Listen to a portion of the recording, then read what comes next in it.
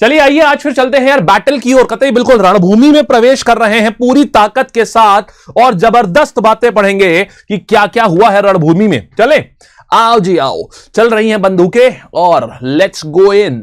आओ, battle of Plassey की बात कर रहे हैं, सिराजुद्दौला वर्सेस रॉबर्ट क्लाइव। अब ये कहानी क्या थी, सुनना हुआ क्या हुआ भैया, देखो बवाल। यानी कि उस समय क्या हुआ करते थे, अमित शाह हुआ करते थे, सिराजुद्दौला और रॉबर्ट क्लाइव हुआ करते थे।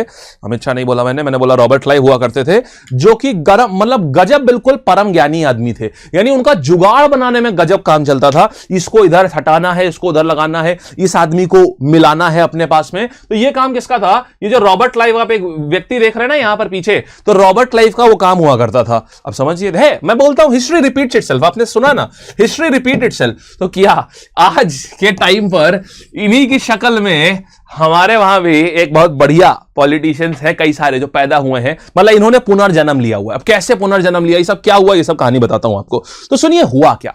देखिए कहानी शुरू होती है once upon a time very long long ago, Bengal की। आपको बंगाल के बारे में बताऊंगा, जो बंगाल में खुद रहते होंगे उन्हें भी नहीं विश्वास होगा आप क्या बात कर रहे हैं सर, सही में सही। तो सच बताने जा रहा हूं, सुनना। कहानी ये थी यार कि देखो मुगल्स के अंदर आता था बंगाल, ठीक।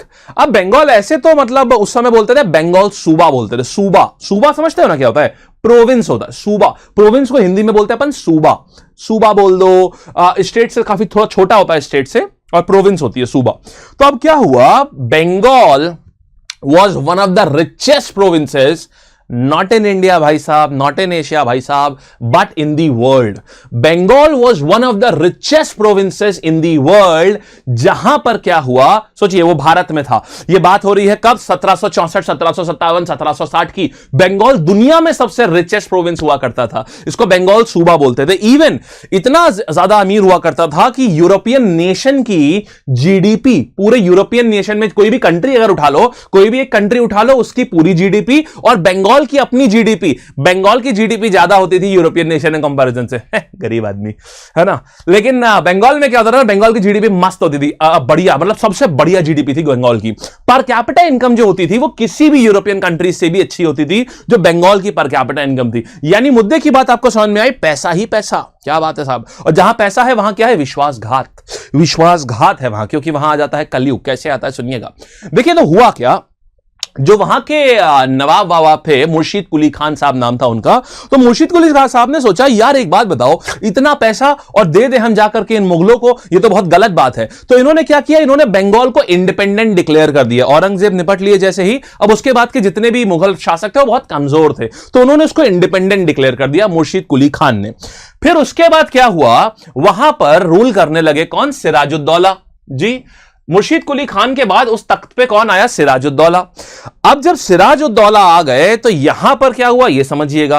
अब सिराजुद्दौला, आपको लग रहा होगा कि यार होंगे कोई बढ़िया से, मतलब बढ़िया, मतलब मोटे ताजे ये मुगल एकदम बढ़िया से, थोड़े आराम तलबी युक्त। मैं आपको बता दूं कि ये मात्र 23 वर्षीय पुरुष हैं। सिराजुद्दौला की अगर बात करें तो ये मात्र एक 23 वर्षीय पुरुष हैं और कुछ नहीं है। सूड, कॉल मी सूड। तो ये है सिराजुद्दौला, बोले तो सूड। ये क्या है, ये मात्र एक 23 वर्षीय पुरुष हैं। हां जी सही बात है।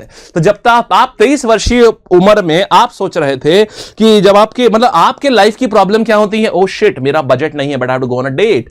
उस टाइम पर ये क्या सोच रहे थे, मेरा पास बजट तो भयानक है लेकिन मेरे को इनको ये क्या करना है, ब्रिटिशर्स को रोकना है। तो सिराजुद्दौला ना थोड़ा सनकी किस्म के इंसान थे। यानी बहुत, देखो 23 साल में लड़प्पन होता, लड़प्पन का मतलब समझ रहे हैं ना, लड़प्पन मतलब ऐसा नहीं खाली लड़कों में ही होता, लड़कियों में भी होता है। लड़प्पन का मतलब होता है वो एडोलेसेंट एज जहां पर आपको लगता है कि मैं ही सर्वशक्तिमान हूं, इकलौता भगवान हूं। ये वाली आपके अंदर ना एक चीज होती है, वो भी तब जाओ कि भाई इतना था पैसा हो।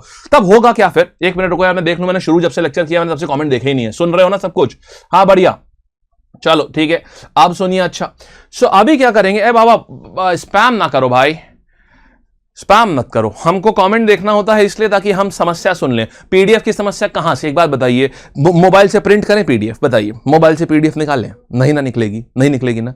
या हमारे पास गैजेट के में ना खाली एक समय ये है और ये है ना, इससे पीडीएफ निकलती है ना इससे निकलती है। अभी बताया ना कि लैपटॉप बनने को गया है, नया आ रहा है लैपटॉप खराब हो गया था, कल आपको पढ़ाते पढ़ाते लाइव क्लास में पानी गिर गया था ना, पूरा लैपटॉप में पूरा पानी गिर गया, लैपटॉप का बोर्ड जल गया, तो अब इससे क्या, अब उसके बाद कहां से लाऊंगा पीडीएफ, नहीं लाऊंगा ना, तो आप इंतजार करो कल तक का, मार कतई उसमें पीडीएफ पूरा फ्लो तोड़ देते हो हैं।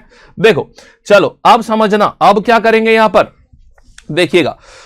अभी क्या करेंगे, पीडीएफ कल से वापस से दोबारा से पीडीएफ मिलना शुरू हो जाएगी, पक्का, मतलब बिल्कुल आई शपथ वाली बात है, कल से पक्का से दोबारा पीडीएफ मिलनी शुरू होगी, ठीक है। सुनो, कल से एक पीडीएफ, एक भी सजन की पीडीएफ अगर रुक गई ना तो मतलब क्या, कुछ नहीं, दोबारा पढ़ने आना, लेकिन नहीं रुकेगी, ठीक है। अब सुनो, अच्छा वापस आते हैं। तो सिराजुद्दौला जो है, ये सोडे जो है, ये 23 साल के एक युवक थे।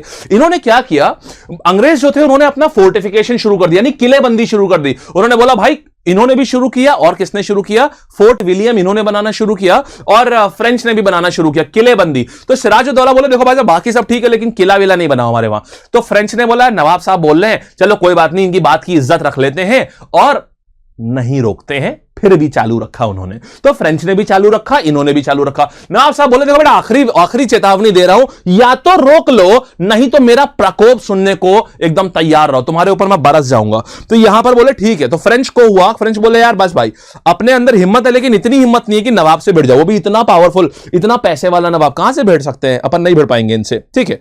अच्छा नहीं भिड़े तो सिराजुद्दौला ने क्या किया, अपनी आर्मी के साथ में उस फोर्ट विलियम के ऊपर अटैक मार दिया। यहां से एक सवाल आता है कि फोर्ट विलियम कहां पर है, अपने को मालूम है ना यार, कलकत्ता में, ठीक। अच्छा, फिर बात यह आई, जब अटैक कर दिया तो वहां पर क्या हुआ, अटैक करते टाइम क्या हुआ, कुछ अंग्रेज जो थे वो एक कमरे में अपने आप बंद हो गए, ऐसा बोलते हैं अपने आप बंद हो गए। अब सिराजुद्दौला ने बंद कराया, किसने कराया कोई नहीं जानता, और वो वहां पर घुटन के मारे मर गए, लगभग 110-120 अंग्रेज। तो अब यह बात जो है ये आग की तरह फैल गई कि भाई साहब, एक हिंदुस्तानी 23 साल के, समझ रहे ना, किसने, 23 साल के लड़के ने इतने 150 ब्रिटिशर्स को मार दिया, वो भी तड़पा के, एक कमरे में बंद करके। तो इस बात से क्या हुआ, आग लग गई ब्रिटिशर्स को बहुत ज्यादा। तो बोले देखो ऐसा है यार, अगर इतनी आग लग गई ना, तो बोले ऐसा है अब हम मारेंगे जाके, कौन, यहां दिमाग का यूज देखना क्या गजब हुआ है। रॉबर्ट क्लाइव बोले हम जाएंगे। अब सुनना, अच्छी बात सुनना यार, इनकी सेना इतनी कम थी कि ये किसी कारण नहीं, कैसे भी जीत ही नहीं सकते थे। लेकिन अब सुनना क्या हुआ, इन्होंने बोला देखो यार, दुनिया में ना सब कुछ पैसा नहीं होता भाई साहब, ये आपके सुनने के लिए बहुत इंपॉर्टेंट बात है। दुनिया में सब कुछ रिसोर्स नहीं होता, दुनिया में स्ट्रैटेजी एक उससे भी बड़ी चीज होती है, जिसको बोलते हैं माइंड गेम्स या दिमाग का सही इस्तेमाल। इन्होंने बोला मैं स्ट्रैटेजी से जीतूंगा। इन्होंने क्या किया, इन्होंने सिराजुद्दौला को स्टडी किया। एक 23 साल का लड़का और कैसा होगा जिसको एकदम से इतनी सारी दौलत शोहरत मिल गई हो। आप सोचिए, आप बताइए वो कैसा होगा, बहुत ज्यादा बिगड़ैल, बदतमीज, ऐसा लग रहा होगा। कोई अगर सोचो इसी मोमेंट पे अगर कोई आ जाए चैनल के ऊपर वीडियो देखने के लिए, तो उसको क्या लग रहा होगा, मैं बोल क्या रहा हूं, बिगड़ैल, बदतमीज। खैर, मैं बात कर रहा हूं उस समय सिराजुद्दौला की। तो ये किसी को भी कुछ भी मतलब सुना देते थे, जिसको हमारी भाषा में बोलते हैं गरिया देते थे। तो किसी को कुछ भी सुना देते थे ये। तो ये हुआ क्या, उस चक्कर में इनके जो मंत्रीगण थे ना, ये रॉबर्ट क्लाइव ने इनके बारे में स्टडी किया। इनके मंत्रीगण ने जब रॉबर्ट क्लाइव को पता चला कि इनके मंत्रीगण को तो ये भरे बाजार बेइज्जती कर देते हैं ये, तो उन्हें समझ में आ गया किसको तोड़ना है। आप राजा कभी लॉयल्टी नहीं एक्सपेक्ट कर सकता अगर वो अपनी प्रजा का ध्यान नहीं रखता है तो, और स्पेशली अपने मिनिस्टर्स का ध्यान नहीं रखता है अगर, तो वो कभी लॉयल्टी नहीं, कभी उम्मीद ही नहीं कर सकता। राजा क्या, कोई भी नहीं। अगर मैं आपके लिए कुछ नहीं कर रहा हूं तो मैं आपसे कभी एक्सपेक्ट नहीं कर सकता कि आप मेरे लिए कुछ भी करेंगे या आप मेरे लिए थोड़ी भी रिस्पेक्ट रखेंगे। वो जीवन में कभी मुझे एक्सपेक्ट नहीं करना चाहिए। अगर मैं इन रिटर्न आपके लिए अगर 10,000 करूंगा, तब शायद मैं आपसे एक एक्सपेक्ट कर लूं। That is the law. यही लॉ चलता है, इज्जत दे और इज्जत ले, ये वाली कहानी चलती है। तो आप समझिएगा अब क्या हुआ, इनके पास इन्होंने कभी इज्जत दी नहीं, सिराजुद्दौला ने दी नहीं। रॉबर्ट क्लाइव को एक बात पता चल गई, तो रॉबर्ट क्लाइव पहुंचे मीर जाफर के पास में। बोले देखो ऐसा है बाबू, तुमको इज्जत नहीं मिली और असली राजा तुम ही हो। तुम समझ रहे हो, इनके पिताजी के साथ भी थे, इनके साथ भी हो, और ये कहां छोटा सा बच्चा यार, ये रूल करने लायक है, कैसी बात कर रहे हो। तुम्हें इनको हटाओ गद्दी से, असली गद्दी के मालिक बेटा तुम हो। तो इन्होंने भड़का दिया किसको, यहां पर मीर जाफर को। फील्ड में पहुंचने चाहिए थे, अगर मान लो 100 लोग पहुंचने चाहिए थे ना, तो पता है क्या हुआ, सोचना, सिराजुद्दौला खड़े हुए हैं, उनके पीछे मीर जाफर खड़े हुए हैं, और पहले ही बात हो चुकी है रॉबर्ट क्लाइव और मीर जाफर की, बेटा देखो ऐसा है कि तुमको बैटल नहीं लड़ना है, बहुत सारी सेना तुमको लानी नहीं है। मीर जाफर कौन थे, इनके कमांडर इन चीफ। सामने रॉबर्ट क्लाइव, यहां पर सिराजुद्दौला, उनके पीछे मीर जाफर, दोनों की सेनाएं आमने सामने खड़ी हुई हैं। जैसे ही बैटल ग्राउंड पे पहुंचे, उन्होंने बोला कि हां भाई आ गए, तो उन्होंने बोला हां भाई आ गए, मेरे पीछे सेना देख रहे हैं, सेना देख रहा है भाई साहब मेरे पीछे कितनी खड़ी हुई है, मीर जाफर है आप मेरे पीछे, और इतनी बड़ी सेना खड़ी हुई है मेरे पीछे, देख रहे हो कौन है? बोले हाँ दिखाई नहीं पड़ रही कौन सी सेना है। तो क्योंकि सेना जो भी थी, एक तो 2/3 सेना आई नहीं, बची खुची जो 1/3 सेना थी या तो वो रुक गई या वो आधी इनके पास आ गई, कोई था ही नहीं। आप समझ रहे कितनी मतलब हार तो अलग यार, बेइज्जती की बात है यार। सोचो यार मैं जाऊं साहब इतने तैयारी के साथ देख रहा हूं पीछे कितने सारे लोग हैं और पीछे साहब कोई मिले ही नहीं, तो हार तो अलग चीज है यार, ये बेइज्जती की बात है ये बिल्कुल। तो हो गई घनी बेइज्जती वहां पर बैटलफील्ड में, और खैर बेइज्जती के साथ में ये हार भी गए, हारना तो था ही था। तो ये क्या हुआ यहां पर, ये हार भी गए। तो सिराजुद्दौला जब हार गए तो ये है आपका बैटल ऑफ प्लासी, जब पहली बार कोई बड़ा पॉलिटिकल बैटल हुआ है जिसमें कि ये हार गए। और अब बंगाल के जो भी राइट्स थे वो किसके पास चले गए? बंगाल में जो भी रेवेन्यू का राइट है या जो फ्रीली ट्रेड करने का राइट है, वो ट्रेड करने के राइट्स किसके पास चले गए? वो चले गए जाकर के सीधे सीधे किसके पास गए? ब्रिटिशर्स के पास चले गए, ईस्ट इंडिया कंपनी के पास चले गए। बताइए बात समझ आ रही है एकदम बढ़िया से, ठीक है ना? चलिए अब क्या करेंगे यहां पर, ये अपने को बात समझ आ गया, ठीक है। नाउ अब देखिएगा कि दिस वन स्लो, अरे ये तो कहानी है, इसको कहानी को स्लो पढ़ा के क्या करेंगे? ये कहानी है, आपको सवाल ये कहानी थोड़ी ना पूछेगा कि आप पत्र लेखन करिए कैसे सिराजुद्दौला बैटलफील्ड में हारे थे। ये तो मैं इसलिए बता रहा हूं ताकि जो आगे के सवाल आने वाले ना ल्यूसेंट बड़ी, ऐसे देखा जाए तो थोड़ा सा कोई भी जीएस की किताब बोरिंग होती है अगर पीछे की कहानी ना पता हो, तो ये कहानी हम पढ़ रहे हैं खाली। तो अब क्या हुआ, इसीलिए क्या हुआ 1757 में जो बैटल ऑफ प्लासी का युद्ध है, इसको एक बहुत डिसाइसिव बैटल बोला जाता है भारत की हिस्ट्री में। क्यों? क्योंकि यहां पर क्या है, क्योंकि जब ऐसा हुआ पहली बार ब्रिटिशर्स को ओपन राइट मिल चुका था, क्योंकि उन्होंने किसी पॉलिटिकल पावर को हराया था। इसके पहले उन्होंने कभी पॉलिटिकल पावर को हराया नहीं था, फाइट नहीं करी थी, बड़ी फाइट कोई ऐसी नहीं करी थी। ये अब एक पॉलिटिकल स्टैब्लिश पावर को इन्होंने हरा दिया था। That is the reason it is called as the decisive battle in the Indian history. Clear हो गया बढ़िया से? Very good. चलिए ठीक है आगे बढ़े, आगे आते हैं नेक्स्ट पर। सुनिएगा अभी क्या करेंगे यहां पर, आओ तो हां अब एक और चीज समझिएगा, इसका एक और नाम क्या है देखिएगा कि मीरान जो है, मीरान जो है ये मीर जाफर के बेटे हैं और इन्होंने ही मार दिया यार सिराजुद्दौला को, समझ रहे हैं ना? सूड is no more, RIP should.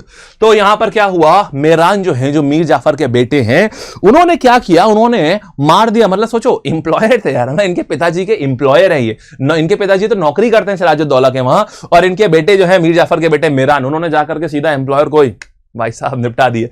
खैर इसके बाद क्या हुआ समझना, क्योंकि मीर जाफर ने यहां पर रॉबर्ट क्लाइव को सपोर्ट किया था, है ना, ट्रेचरी थी ये भारत में एक तरीके से, इस ट्रेचरी में सपोर्ट किया था और ये प्रॉमिस था ब्रिटिशर्स का कि हम तुमको राजा बना देंगे, राजा बना दिया गया।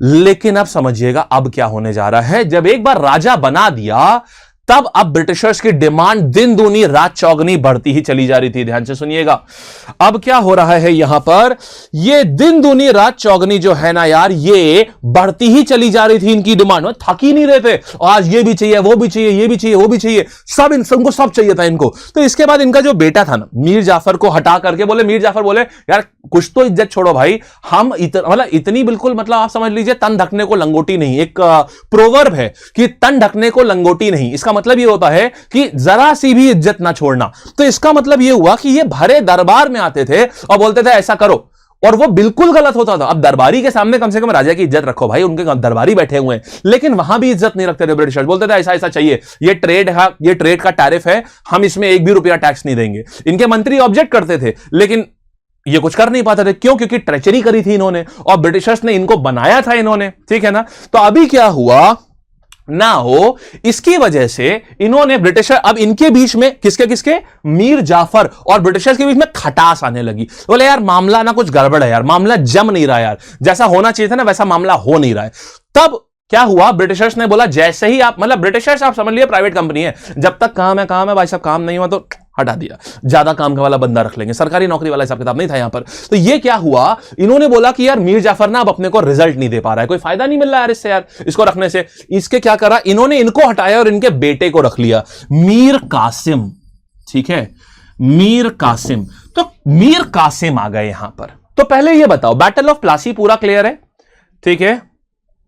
चलिए ठीक, अब ये बात समझ आ गई। चलिए, मेडिवल हिस्ट्री सब करा चुका हूं, देखिए सिंधु घाटी सभ्यता भी करा चुका हूं। आपको प्लेलिस्ट में अगर नहीं मिल रहा होगा तो मैं डाल दूंगा, ठीक है, बट स्पैम करो दोस्त, ठीक है ना, क्योंकि मेरे को ना बार बार देखना होता है कि सारे छात्रों को समझ में आ रहा है कि नहीं आ रहा है, मुझे ये सब देखना होता है इसलिए, ठीक है। अच्छा, तो यहां पर क्या हुआ यार, यहां ये देखा गया, आपको ये समझ में आ गया कि बैटल ऑफ प्लासी कब शुरू हुआ था। बैटल ऑफ प्लासी 23 जून 1757 को शुरू हुआ था। किस प्रांत के लिए शुरू हुआ था? यह शुरू हुआ था आपका बंगाल प्रांत के लिए। बंगाल प्रांत किसने आजाद कराया था? यह आजाद कराया था मुर्शीद कुली खान ने आजाद कराया था। इतनी बातें समझ में आ गई। चलिए अब एक काम करते हैं, जरा यहां पर आएंगे, जरा इस पे देखिएगे, आइए जरा इस सवाल को करेंगे। ये बताइए, हु फाउंडेड इंडिपेंडेंट सल्तनत ऑफ बंगाल? ये आपके ल्यूसेंट के सवाल हैं। इलियास शाह, मुर्शीद कुली खान, हसन शाह या फिर अलीवर्दी खान? बताइए भाई, इसका आंसर क्या आ जाएगा? हां, वेरी गुड, चलिए बहुत अच्छे बहुत अच्छे बहुत अच्छे। नहीं, क्रैश कोर्स वाला बंद नहीं किया भैया, मेरा लैपटॉप में पानी चला गया, बताया ना, कल से क्रैश कोर्स शुरू हो जाएगा दोबारा, ठीक है। आइए दोस्त, मेरान भी था, मीर कासिम, मीर जाफर के बाद, अरे एक बेटे थोड़ी ना होते थे, बहुत सारे होते थे भाई। ऐसा नहीं है कि मेरान यहां लिखा हुआ तो मीर कासिम, गद्दी पे बैठे मीर कासिम। मेरान भी थे, बालकों की कमी नहीं होती थी इनके पास, बिल्कुल थोक के दाम में होते थे। चलिए यहां पर क्या आ जाएगा आंसर? अपना आ जाएगा भाई मुर्शीद कुली खान जो है ना, काले पे काला, क्या बात है। तो यहां पर आ जाएगा मुर्शीद कुली खान जो है, he founded the independent province of Bengal. कैसे? मुगल से इन्होंने अलग करी थी, क्योंकि इन्होंने देखा मुगल सल्तनत जो है अब थोड़ी शेकी हो गई है, वो दम नहीं रहा जो इनमें था, और अब ये रोक नहीं पाएंगे, अब हम आराम से अलग कर सकते हैं। चलिए आगे बढ़ते हैं यार। देखिएगा, अभी बक्सर की बात छोड़ दीजिए, अभी मैं बक्सर पे आया ही नहीं हूं, अभी मैं आ रहा हूं सिर्फ और सिर्फ प्लासी की बात करता हूं। यहां पर सवाल देखेंगे भाई, मेन कॉज ऑफ कॉन्फ्लिक्ट क्या था नवाब सिराजुद्दौला और ईस्ट इंडिया कंपनी के बीच में? क्या क्या चीजों को लेकर के लड़ाई हो रही थी? British oppose the succession of Sirajuddaulah. Britishers ने बोला कि नहीं भाई, सिराजुद्दौला को राजा नहीं बनना चाहिए, यह बात सही है। ब्रिटिशर्स ने दस्तक जो है इसका मिसयूज किया। इसका मतलब क्या होता है, यह समझना जरा, यह क्या होता है कि दस्तक वाली जो बात है ना, देखिए दस्तक वाली बात क्या आती है कि ब्रिटिशर्स ने इन्हें क्या दिया हुआ था, मतलब नवाब ने क्या दिया था इनको? फ्री ट्रेड का पास दिया था। उसका मतलब ये होता था कि आप जितना थोड़ा इस क्वांटम तक का जो ट्रेड है ना, और ये वाला जो सामान है, इसके ऊपर हम आपसे इंपोर्ट ड्यूटी एक्सपोर्ट ड्यूटी नहीं लेंगे, ठीक। लेकिन इन्होंने क्या किया, उस दस्तक के दम पे जितना भी सामान था सबका सब ये मुफ्त में भेजते रहे। यानी आप समझ रहे, सरकार ने आपको एक्सपोर्ट ड्यूटी आपको छोड़ दी वैक्सीन के ऊपर, आपने पता चला उसी में आलू प्याज गोभी जितना सब्जी और जितना सामान है सब आपने उसी वाले बोरे में लाद दिया जिसकी चेकिंग नहीं होनी है। तो ये तो गलत है ना भाई, सरकार पकड़ेगी तो फिर पेनल्टी लगाएगी ना। बस वही वाली कहानी एक्चुअल में इनके साथ हुई थी, इन्होंने दस्तक का मिसयूज किया था। अब आप लोग, बहुत सारे लोग कंफ्यूज होंगे, बोलेंगे कि यार अभी ना आपने भैया ये बताया था और अब आप वो क्यों बोल रहे हो? तो दोस्त यहां पर जरा सवाल समझो ना यार, यहां पर क्या है, ये बोल रहा है मेन कॉज ऑफ कॉन्फ्लिक्ट नवाब सिराजुद्दौला और ईस्ट इंडिया कंपनी के बीच में कौन था। बात समझ आई? ये नहीं बोल रहे बैटल ऑफ प्लासी का इमीडिएट रीजन क्या था। अगर मेरे को कोई ये बोलेगा ये तो बैटल ऑफ प्लासी का इमीडिएट रीजन था, समझ गए। एक इसके पहले बैटल ऑफ अलीपुर हुआ था, ये बैटल ऑफ अलीपुर जो है वो बेसिक कंसर्न है, ये बैटल ऑफ अलीपुर का बेसिक कॉज है और ये बैटल ऑफ प्लासी का कॉज है। समझ आया? डिफरेंस समझ में आया? ये कहानी है। क्लियर?